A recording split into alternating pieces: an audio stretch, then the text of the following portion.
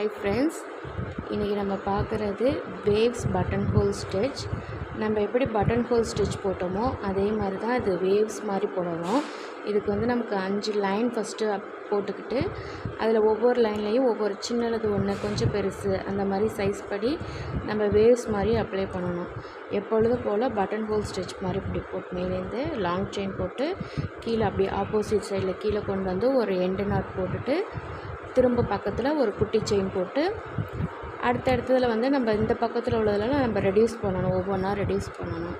அதே மாதிரி தான் பட்டன் ஹோல் ஸ்டிச்சு. கீழே ஒரு நாட் போட்டுக்கணும், பக்கத்தில் ஒரு குட்டி செயின் போட்டுக்கிட்டு திரும்ப அடுத்த லைன் திரும்ப அப்படியே கொண்டு வரணும், திரும்ப ஒரு எண்டு நாட் போடணும், திரும்ப ஒரு குட்டி செயின், திரும்ப பக்கத்தில் போய் அவ்வளோதான். Thank you.